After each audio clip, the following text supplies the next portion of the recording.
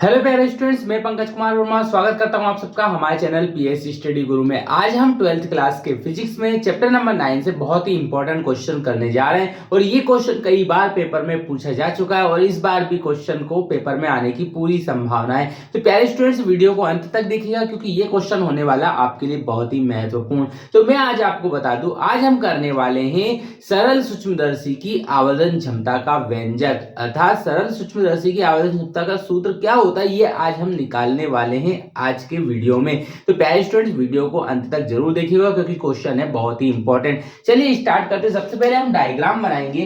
तो प्यारे students, diagram के लिए हमें क्या करना पड़ेगा, एक लेंस बनाना पड़ेगा क्योंकि सरल सूक्ष्मदर्शी में एक उत्तल लेंस जो है वो उपयोग में लिया जाता है। तो ये हमने एक लेंस बना लिया और लेंस बनाने के बाद ये बना ली हमने इस लेंस की मुख्य अक्ष। यहां पे हमने इसके बीचों बीच क्या बना दिए, एक मुख्य अक्ष बना दिए। अब क्या करेंगे, इसके सामने एक वस्तु को रखेंगे। ये हमने रख दिया यहां पर एक वस्तु को, लेंस के सामने हमने किसे रख दिया, एक वस्तु को रख दिया है। अब इसका प्रतिबिंब देखिए किस तरीके से बनता है। तो यहां से वस्तु से चलकर एक प्रकाश किरण लेंस पर समांतर जाती है मुख्य अक्ष के।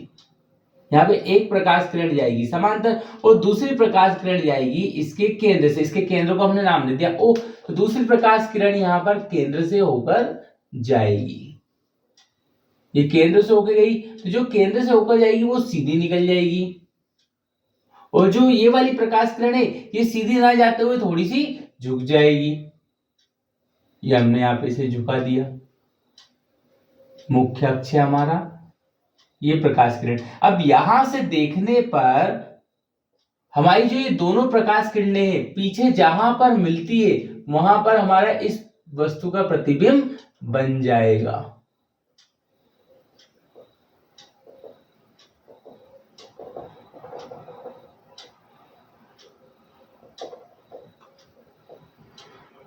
इस तरीके से इन दोनों प्रकाश किरणों को यहाँ पीछे मिलाएंगे और पीछे मिलाने पर जहां पर ये दोनों आपस में मिलेगी वहां पर क्या बन जाएगा, हमारे इस वस्तु का प्रतिबिंब। इस वस्तु को हम नाम देंगे ए बी। तो ये जो प्रतिबिंब है इसको हम नाम दे देंगे ए डैश बी डैश।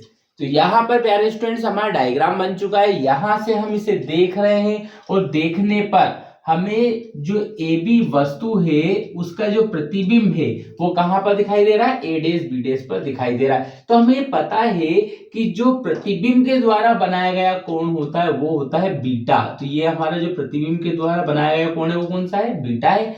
और जो वस्तु के द्वारा बनाया गया कोण है वो कौन सा, अल्फा है। तो वस्तु को अपन डी दूरी पर रख लेते हैं। यहां से ये हमने यहाँ पर डी दूरी पर हमारी एक वस्तु रख ली। अभी हमने प्रतिबिंब था यहाँ पर, इसी वस्तु को किसका हमने कहां पर कर दिया, डी दूरी पर कर दिया। ये हो गया हमारा ए डबल डैश। तो इसके द्वारा जो बनाया गया कोण है वस्तु के द्वारा वो कहलाएगा हमारा अल्फा। वस्तु के द्वारा बनाया गया कोण कौन सा कहलाएगा, अल्फा कहलाएगा। तो प्यारे स्टूडेंट्स, यहाँ पर हमारा डायग्राम जो है वो कंप्लीट हो चुका है। इस तरीके से आप डायग्राम बना सकते हैं। अब करते हैं हम इसकी आवर्धन क्षमता के लिए व्यंजक। तो सबसे पहले हम आवर्धन क्षमता की डेफिनेशन लिखेंगे। आवर्धन क्षमता, अब आवर्धन क्षमता होती क्या है, सबसे पहले हम उसकी डेफिनेशन लिखेंगे। तो क्या होगी हमारी आवर्धन क्षमता, प्रतिबिंब के द्वारा बनाया गया दृष्टिकोण, प्रतिबिंब के द्वारा बनाया गया दृष्टिकोण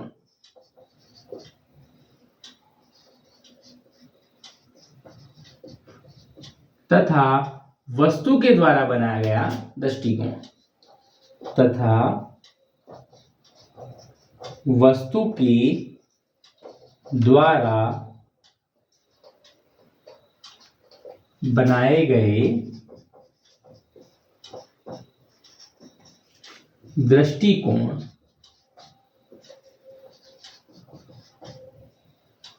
के अनुपात को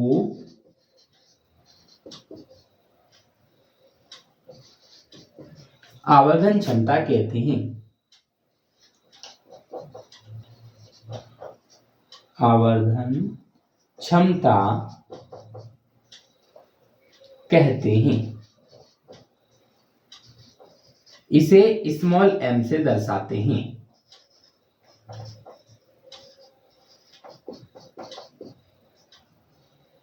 इसे कैसे दर्शाते हैं, स्मॉल m से दर्शाते हैं। अर्थात हम यहाँ पे लिख सकते हैं, अर्थात स्मॉल m बराबर, अब प्रतिबिंब के द्वारा बनाया गया कोण कौन सा था, बीटा, बटे वस्तु के द्वारा बनाया गया कोण कौन सा था, अल्फा। यहाँ पे हमारी आवर्धन क्षमता का सूत्र जो है वो निकल जाएगा m बराबर बीटा बटे अल्फा। लेकिन यहाँ पे हम लिखेंगे चूंकि कोण बहुत छोटे हैं, कोण बहुत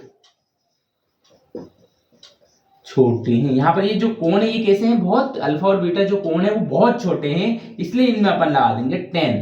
ये बन जाएगा हमारा tan बीटा बटे tan अल्फा, और इसे दे देंगे हम इक्वेशन नंबर फर्स्ट। अब प्यारे स्टूडेंट्स यहाँ पर हमें क्या करना है, अल्फा, tan अल्फा और tan बीटा के मान निकालने, मान निकालने के बाद हमें इसमें पुट कर देने, हमारी आवर्धन क्षमता आ जाएगी। तो देखिए किस तरीके से अपन अल्फा बीटा वाले मान निकालते हैं। तो यहाँ से देखिए हम सबसे पहले निकालेंगे tan अल्फा का मान और फिर निकालेंगे tan बीटा का मान। तो आपने सूत्र पढ़ा होगा लाल बटे कक्का का, किसका, लाल बटे कक्का वाला। तो वहां पर tan क्या होता है, लंब बटे आधार होता है। तो यहाँ पे लिखेंगे अपन, देखो लंब बटे आधार, और इसमें भी बीटा वाले में भी क्या हो जाएगा, लंब बटे आधार हो जाएगा।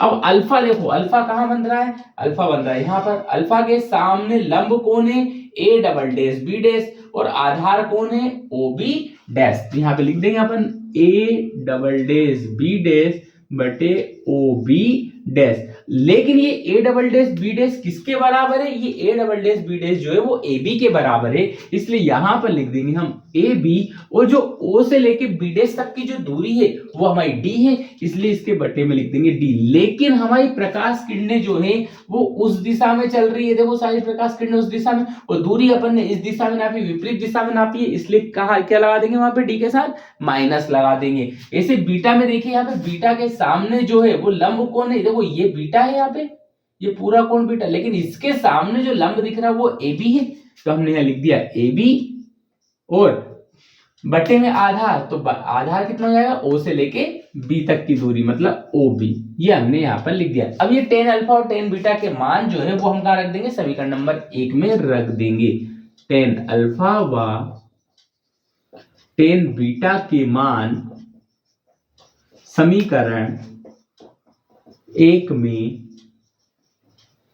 रखने पर, यदि हम इनके मान समीकरण नंबर 1 में रख देते हैं तो हमारा m बराबर आ जाएगा, ऊपर लिखा था हमने tan बीटा, तो tan बीटा का मान है हमारे पास कितना, ab बटे ob, और tan अल्फा का मान है ab बटे माइनस d। अब ये जो नीचे वाला है इसके हम पलटी करके लिख देंगे इनटू में, क्योंकि डिवाइड में है तो हम इसे इनटू में बना लेंगे, तो हो जाएगा ab बटे ob इंटू माइनस d बटे ab। ठीक है, ये जो d है ये ऊपर चला जाएगा और ये ob जो है वो नीचे आ गया। अब यहाँ पे ab से ab जो है वो हमारा कैंसिल हो जाएगा, तो m बराबर बचेगा हमारे पास माइनस d बटे OB।